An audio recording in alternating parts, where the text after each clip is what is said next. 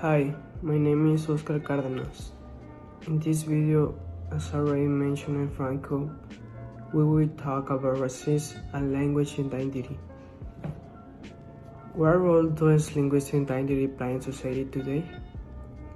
The language and connected culture that a person grows up is defined who they can relate it to.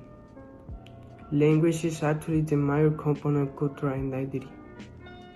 The role in which language plays in society and identity is the only way we have to acquire conceptual concepts. Example, love, freedom, power, etc. And to increase our knowledge other than direct physical experience. Language offers belonging with those who share it, and the smaller the language group, the stronger the bond will be.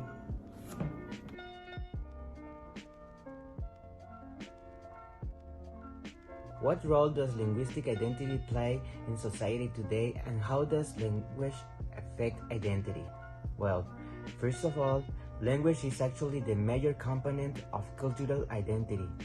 Language is such a powerful concept because it has the ability to completely shape one's personal identity.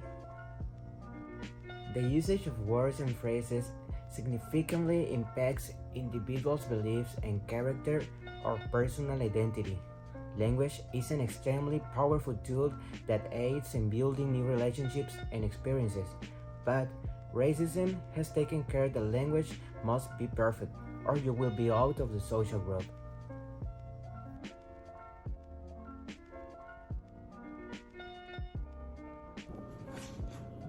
How does racism affect linguistic identity?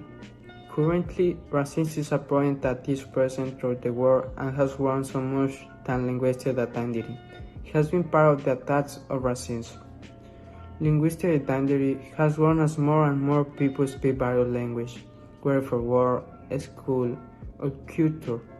However, the community within the linguistic identity is affected by racist signs due to prejudice or silly thoughts.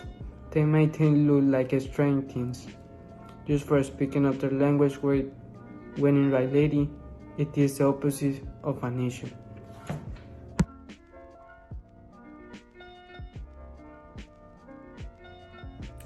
Who are the victims that normally suffer from linguistic racism?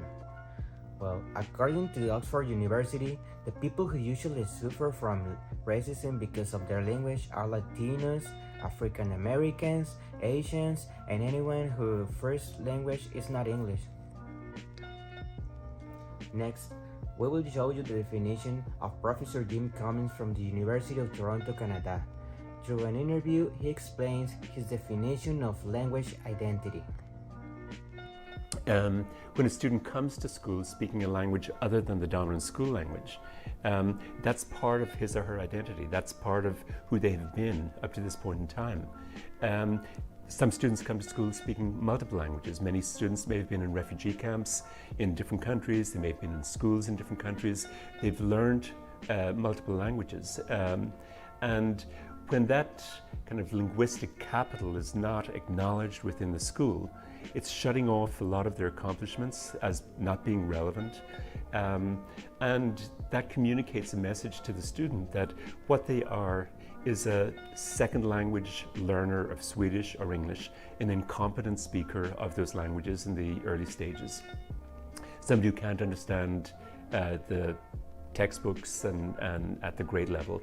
And so that's a process of negotiating identities, that if the teacher is not aware of the importance of language for the way students feel about themselves, it can have a very negative effect on the extent to which students will be willing to engage academically. And so rather than seeing students as multilingual students who have a variety of linguistic accomplishments, who have maybe had a wide range of experiences, who have got to Sweden or got to Canada based on their extraordinary intelligence, their initiative, their ability to survive and their resilience. We see students sometimes only as somebody who needs help, somebody who is deficient in the language of instruction.